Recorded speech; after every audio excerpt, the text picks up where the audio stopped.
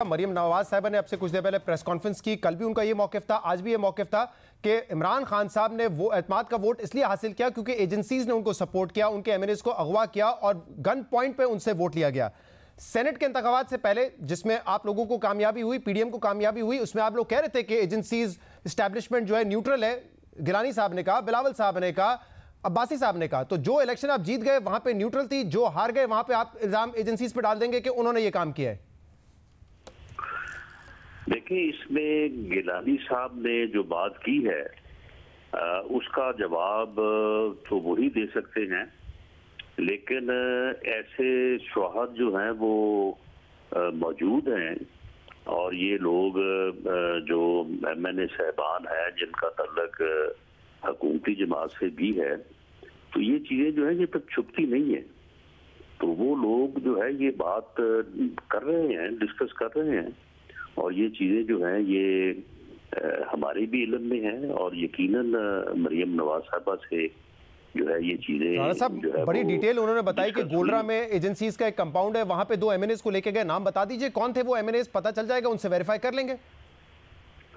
नहीं, देखिए, इसमें मैंने जिस हद तक आपको इस बात को यानी वेरीफाई किया है, तो ये चीज़ें जो हैं ये जिस तरह से मैंने अर्ज किया कि ये चीज़ें मौजूद हैं और इन चीज़ों में ये चीज़ें जो है वो जिन लोगों के साथ गुजरी है या जिन लोगों से मामला हुए हैं वो लोग जो है वो बता रहे हैं, वो लोग जो है वो बात कर रहे हैं। सर वो सिर्फ आप ही को आके बताते हैं, मतलब कि ये हो गया है? क्योंकि देखिए मामला ये है कि पहले आप लोगों ने कहा सेनेट के इंतखाबात न्यूट्रल हो रहे हैं, अब आप कह रहे हैं कि एजेंसीज हैं। ये बिल्कुल इसी तरह आप कहते हैं कि वोट को इज्जत दो, लेकिन गिलानी साहब के बेटे की वीडियो आती है तो वोट को इज्जत दो, तमाम नैरेटिव उनके लिए फारिग हो जाता है, ना कोई कार्रवाई होती है, ना कोई इस पे बात करता है, बिल्कुल साइलेंट। नहीं, सुन लेना, आप मुझे ये बताएं कि गिलानी साहब की जो वीडियो आई है, आपको पता चला है कि वीडियो जो है वो प्लान थी, वो बकायदा उनको जो है वो उस प्लॉट में जो है वो उसमें उनको ड्रैग किया गया और उनके साथ ऐसी बातें की गई, फिर उसके जवाब में उनसे बातें हासिल की गई और ये सारा प्लान था, मतलब ऑपरेशन था।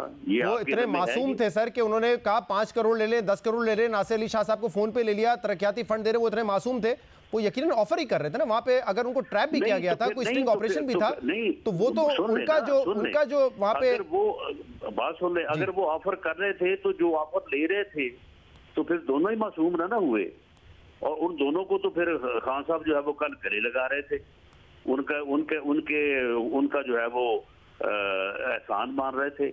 जी, उनके हवाले से हम बार बार सवाल कर रहे हैं कि उन 2 लोगों समेत उन 16 लोगों का आप क्या करेंगे? एक तरफ को आप ब्लेम करें, दूसरे यानी एक ही मामले में जब 2 लोग शामिल हैं तो फिर या तो दोनों ही गुनाहगार हैं या फिर दोनों इनोसेंट। बिल्कुल ऐसा ही है ना, इसीलिए राणा साहब हम बार बार ये सवाल करते हैं हुकूमत से कि उन 16 लोगों का आप क्या करेंगे?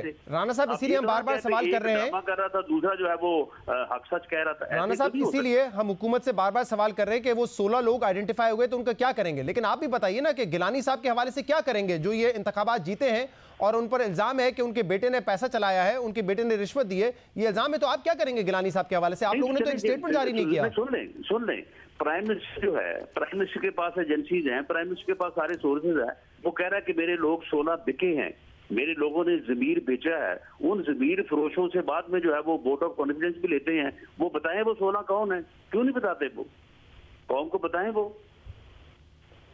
और अगर उनको पता चल गया तो हम तो उन पर दबाव डालेंगे, लेकिन क्या फिर गिलानी साहब के हवाले से भी कोई कार्रवाई होगी, कोई करेगा? देखिए, गिलानी साहब के हवाले से जो हमारे बात इल्म में है, उसमें तो बासवाई इस बात के कि लोगों ने अपने फ्यूचर पॉलिटिकल जो है अपना स्पेस उसके लिए बात की। किसी बंदे ने पैसे लेने तो बहुत दूर की बात है, पैसों की बात भी नहीं की। नून लीग के टिकट के लिए क्या उन्होंने ये, यानी पॉलिटिकल स्पेस की मैं बात कर रहा हूं। तो ये तो हर आदमी का हक है, अगर एक आदमी समझता है कि वो जिस पार्टी के साथ खड़ा है उन्होंने इस तरह से बेड़ा गर्क किया है मुल्क का 2.5-3 सालों में कि लोग जो है वो जूते उठा के खड़े हैं उस हल्के में और उनको इतनी जो है वो वहां पे एम्बैरेसमेंट हो रही है। तो ये जो बंदा जो है साहब ये जूते उठा के जो खड़े हुए हैं मुल्क के हालात पर के साथ नहीं है, ये पूरे हक हासिल है। तो राणा साहब ये हक सिर्फ एक ही सीट पे इस्तेमाल किया, बाकी पूरे पाकिस्तान में जो सेनेट की सीटें थी उस पर किसी ने अपना हक इस्तेमाल नहीं किया। और जो आप कहते हैं कि हमारा टिकट चला है, तो जो आपकी अपनी खातून एमएनए है, सेनेटर की कैंडिडेट थी, वो हार गई, उस पर नून लीग का टिकट नहीं चला, लेकिन गिलानी साहब के लिए चल गया। सुन लें, आप इसी बात पे आ जाएं। आप मुझे ये बताएं कि खातून जो हमारी सेनेट की सीट पे थी, उसने तो किसी को पैसे नहीं ना दिए, उसके तो किसी बेटे की वीडियो नहीं ना आपके पास, उसको 161 वोट मिले हैं। इट मींस हार गई ना सर। 161 वोट, सुन लें 161 वोट जो है वो तो गिलानी साहब को भी बगैर पैसे के, बगैर किसी वीडियो के मिले हैं ना।